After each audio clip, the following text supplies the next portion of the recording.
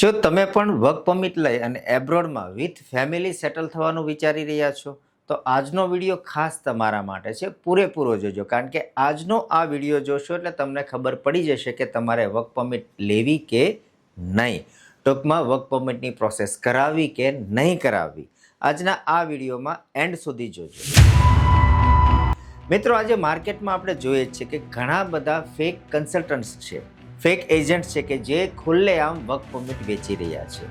જોતા જશો તમે અવારનવાર ન્યૂઝપેપરમાં અથવા તો સોશિયલ મીડિયામાં કે અમુક રકમ આપો એટલે તમને XYZ કન્ટ્રીની, ચાહે US છે, UK છે, કેનેડા છે, ઓસ્ટ્રેલિયા છે, ન્યૂઝીલેન્ડ, જર્મની કે યુરોપ, આ બધા જ દેશોની વર્ક પરમિટ વેચી રહ્યા છે. આ વર્ક પરમિટનો સ્કેમ એકચ્યુઅલી ચાલે છે કઈ રીતે, એ આજે હું અહીંયા તમને બતાવીશ. એક આપણે કોઈ પણ એક કન્ટ્રીનું એક્ઝામ્પલ લઈએ. ફોર એક્ઝામ્પલ કેનેડા છે, અને કેનેડાની વર્ક પરમિટ માટે જો તમારે પ્રોસેસ કરાવવી હોય તો એમાં કઈ કઈ જગ્યાએ એવી પોસિબિલિટી છે કે તમારી સાથે ફ્રોડ થઈ શકે છે, સ્કેમ થઈ શકે છે. તમારે ખાસ એ વાતનું યાદ રાખવાનું છે કે જ્યારે પણ તમે કોઈ પણ કન્ટ્રી માટેની કોઈ પણ વિઝા કેટેગરીની પ્રોસેસ કરાવો છો, એ સમયે તમારે રૂલ્સ એન્ડ રેગ્યુલેશન્સ, રિક્વાયરમેન્ટ કે ડિમાન્ડ શું છે, જે તે એમ્બેસીની અથવા તો જે તે ગવર્મેન્ટની શું રિક્વાયરમેન્ટ છે, એની સાથે તમારી પ્રોફાઇલ મેચ થાય કે નહીં, એ ખાસ તપાસ કરજો, નહીંતર 110% તમે ફસાઈ જશો. હવે વાત કરીએ અહીં જે કહેવાતા લેભાગુ એજન્ટ્સ છે, એ લોકો કઈ રીતે તમારી સાથે ફ્રોડ કરે છે. ફોર એક્ઝામ્પલ, આપણે કેનેડા વર્ક પરમિટના એ લોકો 10 લાખ રૂપિયા ચાર્જ કરે છે. જ્યારે તમે કન્સલ્ટન્ટ પાસે મળવા જશો એટલે તમને કહેશે કે 100 કેટેગરીમાં તમને જોબ મળશે, એટલે કે લેબર કેટેગરી તમને ઓફર કરશે, કારણ કે આપણી પાસે ક્વોલિફિકેશન હોતું નથી. નોન ક્વોલિફાઈડ કેન્ડિડેટ માટે મોસ્ટલી એજન્ટ્સ તમને લેબર કેટેગરી આપશે ને એમાં બી એગ્રીકલ્ચર હશે, હોટલ, રેસ્ટોરન્ટ, મોટલમાં તમને જોબ ઓફર કરવામાં આવશે. ગેસ સ્ટેશન પર પણ ઘણા બધા લોકોને જોબ ઓફર કરવામાં આવે છે, પણ હકીકતમાં જોબ હોતી જ નથી. જ્યારે તમે રજિસ્ટ્રેશન કરાવશો એટલે રજિસ્ટ્રેશન માટે તમારે ટોકન અમાઉન્ટ પેટે 50,000 કે લાખ રૂપિયા જમા કરવાના છે. તમે આ રકમ જમા કરશો અને ત્યાંથી જ એ લોકોનો ખેલ શરૂ થાય છે. ખાસ ધ્યાનથી હવે સાંભળજો. અહીં તમને જે 10 લાખ રૂપિયા તમારે ચૂકવવાના છે, એક સાથે માંગતા નથી. એ તમારી પાસે ટુકડે ટુકડે માંગશે ને એ પણ કેશમાં માંગશે. ક્યારે પણ ઓનલાઈન કે બેંક ટ્રાન્ઝેક્શનથી તમારી પાસે પૈસા લેશે નહીં. એટલે આ પહેલો જ તમારી માટે રેડ ફ્લેગ. જો કોઈ પણ કન્સલ્ટન્ટ તમારી પાસે કેશમાં અમાઉન્ટની ડિમાન્ડ કરે એટલે ત્યાંથી અટકી જવાનો, કારણ કે કેશ ટ્રાન્ઝેક્શન્સ લીગલ એક્શન સમયે કેલ્ક્યુલેટ થતા નથી. તમે એને પ્રૂવ કરી નહીં શકો. તમારી પાસે કોઈ એવિડન્સ કે પ્રૂફ નહીં હોય કે તમે આ વ્યક્તિને આટલી અમાઉન્ટ 100 ડેટે આપેલી છે. હવે તમે કેશ અમાઉન્ટ આપ્યું એટલે તમારા ડોક્યુમેન્ટ્સની તમારી પાસે ડિમાન્ડ થશે કે હવે તમારે 100 ડોક્યુમેન્ટ, જેમ કે તમારા પર્સનલ આઈડેન્ટિફિકેશન્સ છે, તમારા એમ્પ્લોયમેન્ટ્સ છે, તમારો એક્સપિરિયન્સ રિલેટેડ ડોક્યુમેન્ટ્સ છે અને તમારા ફાઇનાન્શિયલ ડોક્યુમેન્ટ્સ છે. મોસ્ટલી આ ડોક્યુમેન્ટ્સ તમારી પાસે ડિમાન્ડ કરવામાં આવે છે, જે આપણી પાસે પૂરતા હોતા નથી. એટલે આપણે એજન્ટ્સને જ કહીશું કે તો હવે શું કરીએ, અમારી પાસે તો નથી. આપણે એજન્ટ પાસે સલાહ માંગીએ છીએ, એ વ્યક્તિ પાસે. એટલે એ શું કહેશે, અમને 100 અમાઉન્ટ આપો, અમે તમને ડોક્યુમેન્ટ મેનેજ કરી આપીશું. મેનેજ થઈ જાય છે. આ બધો તો સાઈડનો ખર્ચો છે. મેઇન જે તમારો ખર્ચ છે, જે 10 લાખ રૂપિયા છે અમાઉન્ટ, આ એજન્ટ શું કરશે? ફોર એક્ઝામ્પલ, 1 વર્ષનો એમનો આપણે રોટેશનલ સાયકલ પર ચર્ચા કરીએ. દરેક એજન્ટ દર વર્ષે 100 વ્યક્તિને ટાર્ગેટ કરે છે. હવે એક વ્યક્તિ પાસેથી 10 લાખ લે છે, 100 વ્યક્તિ એટલે કેટલી? એમની પાસે 10 કરોડની અમાઉન્ટ થશે. હવે આ 10 કરોડની જે અમાઉન્ટ છે એ બધી જ એમની પાસે રહેશે. એ તમને આપતા નથી કે તમારી પ્રોસેસ પણ કરતા નથી. તમારો પ્રોસેસિંગ ટાઈમ છે તમને કહે છે 6 મહિના, 8 મહિના કે 12 મહિના લાગશે. એટલે ત્યાં સુધી આપણે કરવાના નથી કાંઈ. એટલે તમારી બધી જ રકમ એ મફતમાં વાપરશે. આ પહેલું. બીજું, જેવા 12 મહિનાના 14 મહિના થશે, 16 મહિના થશે, 18 મહિના થશે, અમુક લોકો તો 2 વર્ષથી એજન્ટ પર વિશ્વાસ રાખીને હજુ પણ બેઠા છે કે આજ નહીં તો કાલે થશે, કારણ કે એજન્ટ્સ પાસે એવા થોટફુલ અથવા તો એટલા ઇમ્પ્રેસિવ આઈડિયાઝ હોય છે કે તમને ફસાવી જ લે છે. એ તમને કન્વિન્સ કરી લે છે, એવા બહાના જ બતાવે છે કે આ પ્રોબ્લેમ છે, તે પ્રોબ્લેમ છે, અને આપણે વેઇટ કરતા રહીએ છીએ.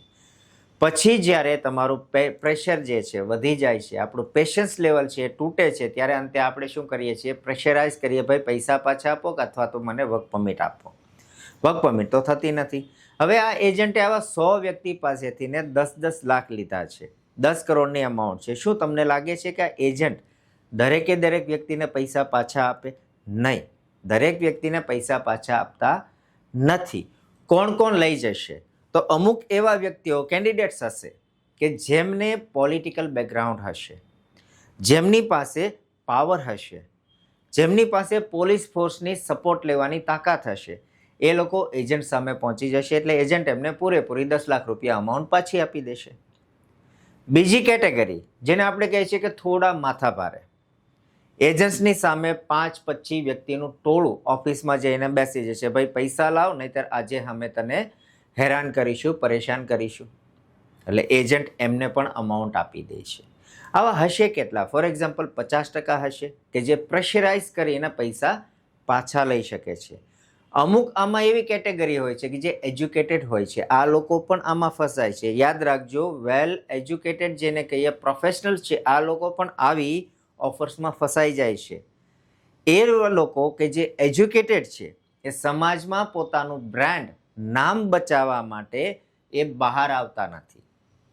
એ લોકો એજન્ટ્સ પાસે પણ નથી જતા ને વાતને દબાઈ દે છે, એટલે આ નેટ ઇન્કમ થઈ એજન્ટ્સની. બીજા અમુક લોકો એવા પણ હોય છે કે ભોળા અને ગરીબ, એજન્ટ્સને સમજો કે જેલમાં પણ નાખેલો હોય તો પણ કહેશે કે નહીં, અમારું કામ તો કરી દેશે, સારો માણસ છે. કેમ? એ 100% પર ટ્રસ્ટ કરે છે. તો આવા લોકોના પૈસા પણ એજન્ટ પાસે જ રહે છે. હવે 100 કેન્ડિડેટમાંથી 50 કેન્ડિડેટ પૈસા પાછા લઈ ગયા, 50એ હજુ લીધા નથી અને ક્યારે એજન્ટ એને આપશે નહીં. એટલે શું થયું? સીધી 5 કરોડની આપ. આ એક અમાઉન્ટ. બીજું, જ્યારે તમે પ્રોસેસ કરતા હો છો, મીન્સ કે આજે તમે ડોક્યુમેન્ટ્સ આપ્યા, તમારી સ્ટેપ બાય સ્ટેપ પ્રોસેસ થાય છે, તો એવરી સ્ટેપ્સ પર તમારો કંઈક ને કંઈક ડોક્યુમેન્ટ મિસિંગ હોય છે, જે આપણી પાસે નથી હોતો. તો એને મેનેજ કરવાનો ચાર્જ જે એજન્ટ લે છે, આ 10 લાખની ઉપરનો હોય છે, જે તમે પાછા માંગવાના નથી. કારણ કે પાછા માંગીએ તો ખબર છે કે આપણે જ ફસાઈશું, કારણ કે ફેક કરેલું છે, આપણે જ ડોક્યુમેન્ટ ખોટું કરેલું, કારણ એ ડોક્યુમેન્ટમાં નામ તો આપણું જ છે ને. જો લીગલ એક્શન્સ લેશું તો ફસાશું આપણે પોતે, એટલે આપણે એ રકમ જતી કરીએ છીએ. આ લોકો કેવડો ચાર્જ કરે છે એનો તમને આઈડિયા જ હશે કે ફેક એજ્યુકેશનલ ડોક્યુમેન્ટ મેનેજ કરવાનો માર્કેટમાં 50,000થી લાખ, 2 લાખ, 3 લાખ, 5 લાખ સુધીના ભાવ ચાલે છે. ઇવન મેડિકલમાં બી આ લોકો તમારી સાથે ચીટિંગ કરે છે. જ્યારે આપણે ઇમિગ્રેશન પ્રોસેસ કરીએ છીએ, વિઝા એપ્લિકેશન્સ થાય છે, તો એ સમયે એક મેડિકલ પ્રોસિજર છે કે જ્યાં તમારે ફૂલ બોડી મેડિકલ ચેકઅપ કરાવવાનો હોય છે. દરેક એમ્બેસીની રિક્વાયરમેન્ટ છે. તો મેડિકલ ચેકઅપ માટે દરેકે દરેક એમ્બેસીએ એક ફિક્સ હોસ્પિટલ્સ અથવા તો પેનલ ફિઝિશિયન્સની એક હોસ્પિટલ ફિક્સ સેટ કરેલી છે કે તમે ત્યાં કરાવશો તો જ એપ્રુવલ મળે. અને એનો ચાર્જ એવરેજ જો આપણે દરેક એમ્બેસીની જોઈએ હોસ્પિટલ્સ, તો મેડિકલ ચેકઅપનો એવરેજ ચાર્જ 6,000થી ને 10,000 વચ્ચે છે, એનાથી વધારે થતો નથી. પણ આ એજન્ટો તમને એકચ્યુઅલ ઓરિજિનલ હોસ્પિટલ નહીં મોકલે, એ ત્યાં પણ સેટિંગ લગાડે છે. મારો જે કિસ્સો છે, એક ક્લાયન્ટ્સ જેમને મને એવું કીધું કે એમને હોસ્પિટલમાં મેડિક્લેમ માટે, મેડિકલ પ્રોસિજર માટે એ લોકોને દિલ્હી મોકલવામાં આવ્યા. ક્લાયન્ટ છે ગુજરાતનો, અમદાવાદનો જ ક્લાયન્ટ હતો અને ગયો ક્યાં? દિલ્હી. પાછો એવું કહે છે કે એજન્ટ તો બહુ સારો, અમને આવવા જવાની ફ્લાઇટ ટિકિટ પણ આપી. પછી મેં આખી ચર્ચા સાંભળી અને અંતે પૂછ્યું કે ભાઈ તારી પાસે ચાર્જ કેટલો લીધો? તો ક્લાયન્ટે મને કીધું કે 70,000. અરે મેં કીધું 70,000?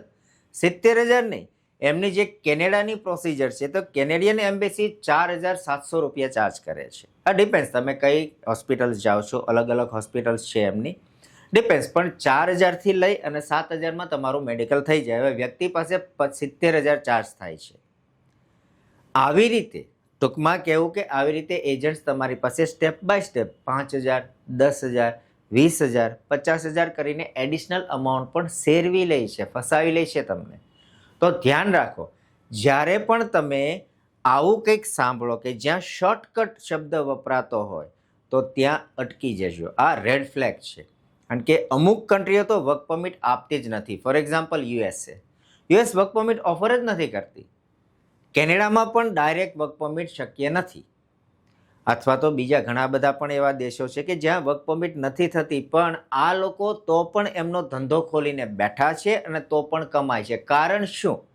આપણામાં કહેવત છે ને કાઠિયાવાડીમાં કે લોભિયાના ગામમાં ધુતારા ભૂખે ના મરે. એટલે કે આપણી જેવી લાલચ છે, આપણે જે શોર્ટકટ કરીએ છીએ. હા, એબ્રોડ જવું સારું છે, લાઈફસ્ટાઈલ સારી છે, પરિવારની સુખ સાહેબી વધશે, સમૃદ્ધિ વધશે, પૈસા કમાશો બધું, પણ આપણી પાસે ક્વોલિફિકેશન હોવું પણ જરૂરી છે.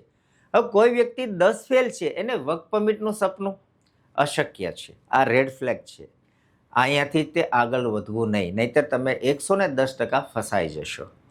આ વિડીયો બનાવવાનો મોટિવ એટલો જ છે કે અત્યારે જોઈએ છીએ આપણે અવારનવાર ન્યૂઝપેપરમાં, રોજનું લગભગ જોઈએ તો એકાદી તો એવી ખબર હોય જ છે કે જે તે વ્યક્તિ સાથે આ સિટીના, આ શહેરના એજન્ટે આટલા રૂપિયાનું કૌભાંડ કર્યું, આ એજન્ટે આમની પાસેથી 15 લાખ લીધા અને પછી એમનું કામ ના કરી આપ્યું.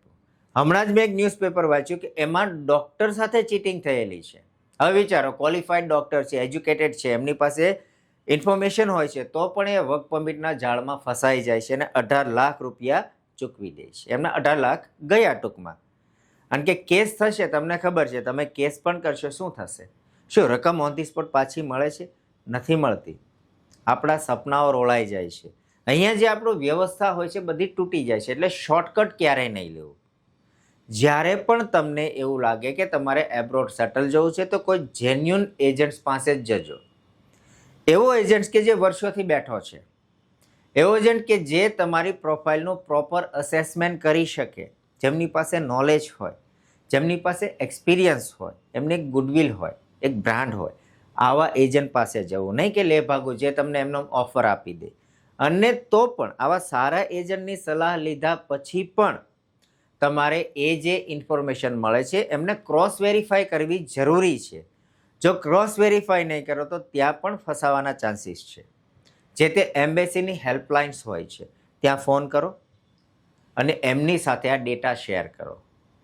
એમની સાથે, એમ્બેસી સાથે ઈમેલ સાથે વાતચીત કરો, ઈમેલ કરો, ઇન્ફોર્મેશન વાંચો. અને જો તમારી પાસે ઇંગ્લિશ લેંગ્વેજ પ્રોફિશિયન્સી નથી, સપોઝ નથી આવડતું, તો કોઈ એવા વ્યક્તિની મદદ લો કે જેમને ઇંગ્લિશ આવડે છે, એ ટ્રાન્સલેટ કરી આપે તમને, તો તમને પૂરેપૂરી યોગ્ય ચોક્કસ માહિતી મળે. કારણ કે જો તમે અંધારામાં તીર મારશો, 100% શક્ય છે કે તમે ફસાઈ જશો. તમારા જે પૈસા છે એ ફસાશે. એટલે આવું શોર્ટકટ ક્યારે નહીં લેતા. અને જ્યારે પણ આવી તમને જાહેરાતો કોઈ પણ જગ્યાએ મળે, સોશિયલ મીડિયા તમે જ્યારે સર્ફ કરતા હો છો, ઇન્સ્ટાગ્રામ જોતા હો છો, રીલ જોતા હો અને આવે છે અચાનક રીલ, એટલે કુદાવી જ દેવાની, કારણ કે આવું શક્ય નથી. એબ્રોડ જવું સીધો સાદો સરળ રસ્તો એક જ છે અને એ છે એજ્યુકેશન, એબ્રોડ એજ્યુકેશન. તમે ફર્ધર હાયર એજ્યુકેશન માટે એબ્રોડ આસાનીથી જઈ શકશો, જે તે કન્ટ્રી તમને સામેથી બોલાવે છે. પણ વર્ક પરમિટ જે છે આ જાળ, આ ટ્રેપ છે, એક વેબ છે કે જેની અંદર તમે 100% ફસાશો. એટલે ઓલવેઝ યાદ રાખજો કે વર્ક પરમિટ લેતા પહેલાં આ વિડીયો 10 વખત જુઓ. આ વિડીયો એવા વ્યક્તિ સાથે ખાસ શેર કરજો કે જે વ્યક્તિ પણ વર્ક પરમિટના નામે અથવા વર્ક પરમિટ લઈ અને એબ્રોડ વિથ ફેમિલી સેટલ થવાનું પ્લાનિંગ કરી રહ્યા છે. જો આવું પગલું લેશો તો તમે એબ્રોડ તો નહીં જ જઈ શકો, પણ ઇન્ડિયામાં પણ તમારો પરિવાર છે વિખાઈ જશે, પૈસા લૂંટાઈ જશે, બચે શું? કાંઈ જ નહીં. એટલે જ કહું છું કે ઓલવેઝ થિંક પોઝિટિવ, બટ એટલું બધું પણ નહીં કે જેથી આપણે ફસાઈ જઈએ.